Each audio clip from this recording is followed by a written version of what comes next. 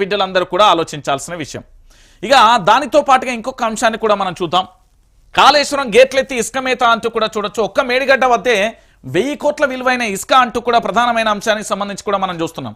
So పూర్తి స్థాయిలో కూడా తెలంగాణ రాష్ట్ర వ్యాప్తంగా జరుగుతున్న ఈ పరిణామాలలో కూడా ఏం జరుగుతుంది, ఏం కథ అనేది కూడా మీరు ఒకసారి ఆలోచించాలి తెలంగాణ ప్రాంత బిడ్డలారా.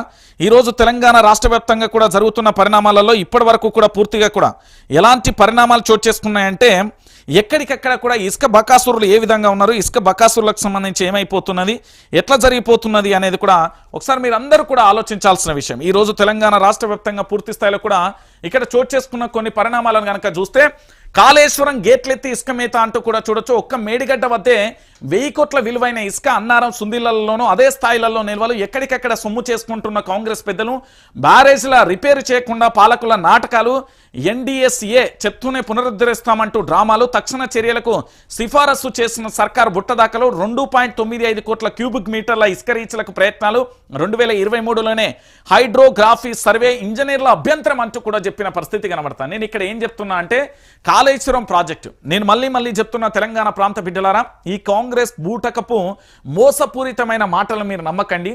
ఇప్పటికే కాళేశ్వరం ప్రాజెక్టు చాలా అద్భుతమైన ప్రాజెక్టు, ఈ తెలంగాణ రాష్ట్రానికి గుండె లాంటిది. ఇక్కడ తాగునీటికి సంబంధించి భవిష్యత్తు తరాలకు చాలా ఉపయోగపడే ప్రాజెక్టు. ఈ ప్రాజెక్టు నిర్విరామం చేయడానికి, ఈ ప్రాజెక్టును కూల్చడానికి, ఇది వాళ్ళ తాత ముత్తాతల సొమ్ము కాదు, ఇది తెలంగాణ ప్రాంత ప్రజల సొమ్ముతో కట్టిన ఈ ప్రాజెక్టును నిర్విరామం చేసే విధంగా అనేక రకాలుగా కుట్రలు కుతంత్రాలు చేస్తున్నారు. దయచేసి మీరందరూ కూడా ఆలోచించాల్సిన విషయం ఏంటంటే, ఈరోజు మేడిగడ్డ ద్వారా దాదాపుగా ఇక్కడ ఎంత అంటే దీని నుండి దాదాపుగా 100 మీటర్లు కూడా ఉండదు. పూర్తి స్థాయిలో మేడిగడ్డ ద్వారా ఇసుకను తోడే ప్రయత్నం చేస్తున్నారు. అంటే ప్రాజెక్టులను రిపేర్ చేయాల్సిన ప్రభుత్వం కూల్చే ప్రయత్నం చేస్తున్న పరిస్థితి కనబడుతుంది. మరి ఇలాగే ఉంటే తెలంగాణలో రేపు భవిష్యత్తు పరిస్థితులు ఏంది, రేపు భవిష్యత్తులో మనం ఎలాంటి పరిస్థితులు ఎదుర్కోబోతున్నాం అనేది కూడా మీరు అందరూ కూడా ఆలోచించాలి. అంటే కేవలం వాళ్ళ యొక్క ఆర్థిక వనరుల కోసం మాత్రమే ప్రభుత్వాలు పనిచేస్తాయి తప్ప ప్రజల అవసరాల కోసం, ప్రజల భవిష్యత్తు కోసం పని చేయవా అంటే చేయవు అని చెప్పడానికి ఇది ఒక సాక్ష్యం. ఎందుకంటే ఒక్క మేడిగడ్డ ద్వారా 1000 కోట్ల విలువైన ఇసుకను పూర్తి స్థాయిలో కూడా ఆంబుక్ అని మింగేసిన మేత మేసిన బకాసులు మన రాజకీయ నాయకులు ఈ ప్రాజెక్టులను రిపేర్ చేస్తామంటే చేయరు. అందుకే నేను చెప్పిన కల్వకుంట్ల చంద్రశేఖరరావు వస్తే మాత్రమే ఈ తెలంగాణ బాగుపడుతుంది. లేకపోతే ఈ సన్నాసుల చేతిలో పెడితే తర్వాత మనకు మెలిగేది ఏంది అంటే గుండు కొట్టిస్తారు, అంతకు మించి ఇంకేమీ లేని పరిస్థితి కనబడుతుంది. ఇక దాంతోపాటుగా మరొక అంశాన్ని చూడొచ్చు. డంపింగ్ యార్డ్తో ఆగిన రైతు గుండె, భూముల రేట్లు పడిపోవడంతో మనోవేదన.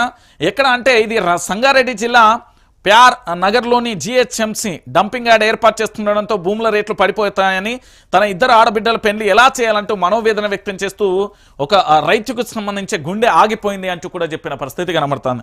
వీళ్ళు ఉన్న రేట్లను ఉండనీరు. ఇప్పటికే రియల్ ఎస్టేట్ ఢమాల్ అన్నది. రియల్ ఎస్టేటు ఎంత ఘోరమైన పరిస్థితులలో ఉన్నదో కూడా మనం చూసాం. దాంతోపాటు ఇప్పటికే ప్రభుత్వానికి సంబంధించి ఏ విధంగా మారిపోయిందో కూడా పరిస్థితులను మనం చూస్తాం. అంటే తెలంగాణ రాష్ట్ర వ్యాప్తంగా కూడా పరిస్థితులు ఎట్లయిపోయినాయి, ఏం కథ అనేది కూడా మనం చూస్తున్న పరిస్థితి కనబడుతుంది.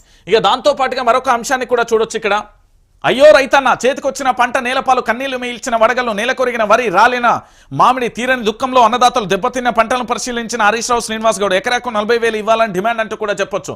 ఇక పూర్తిగా కూడా నేను చెప్పిన కదా, అన్నదాతల పరిస్థితి ఆగమైపోయింది. రైతు భరోసా లేదు, రైతు బీమా లేదు, రైతులకు సంబంధించి ఎలాంటి సంక్షేమ పథకాలు కూడా, పథకాలన్నింటికీ మొండి చేయి, సంక్షేమం మరిచి జేబులో నింపుకుంటున్నారు. అసెంబ్లీ సాక్షిగా కాంగ్రెస్ పచ్చి అబద్ధాలు, సాధ్యం కానీ హామీలు ఇచ్చి చేతులెత్తేశారు. బడే భాయ్ దగ్గర చోటే భాయ్ మ్యాచ్ ఫిక్సింగ్, కిషన్ రెడ్డి అర్థం లేకుండా మాట్లాడుతున్నారు.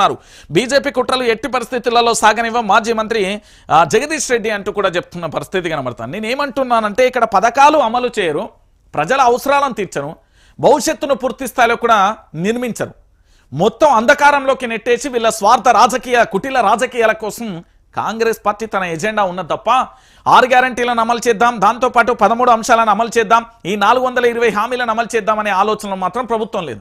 అంటే పూర్తి స్థాయిలో ఏ విధంగా ఉంది అని చెప్పడానికి ఇదొక ప్రధానమైన అంశానికి సంబంధించి మనం చూడొచ్చు. దాంతోపాటు ఇంకొక అంశాన్ని మనం చూస్తే ఖచ్చితంగా కూడా తెలంగాణ రాష్ట్ర వ్యాప్తంగా కూడా మీరు ఆలోచించండి. ఈరోజు నేను చూపించే అంటే వైఆర్టీవీ తెలుగు న్యూస్లకు సంబంధించి పూర్తి స్థాయిలో కూడా ఈ ఛానల్కి సంబంధించి ప్రజలందరికీ కూడా చేరువవుతూ వాస్తవాలను తెలియజేసే ప్రయత్నం అయితే చేస్తుంది. ఎందుకు నేను ఈ విషయాన్ని చెప్తున్నానంటే, తెలంగాణ యావత్తు సమాజం కూడా ఆలోచించాలి. ఇక్కడ వైఆర్టీవీతో పాటు ప్రజా వెలుగు దినపత్రిక కూడా వస్తున్నది. పూర్తిగా కూడా ప్రతి ఒక్కరు కూడా ఆలోచించండి. ఈ రోజులలో పూర్తిగా కూడా వాస్తవమైన న్యూస్ ఏంటి, అవాస్తవం ఏంటి అనేది ఆలోచించండి.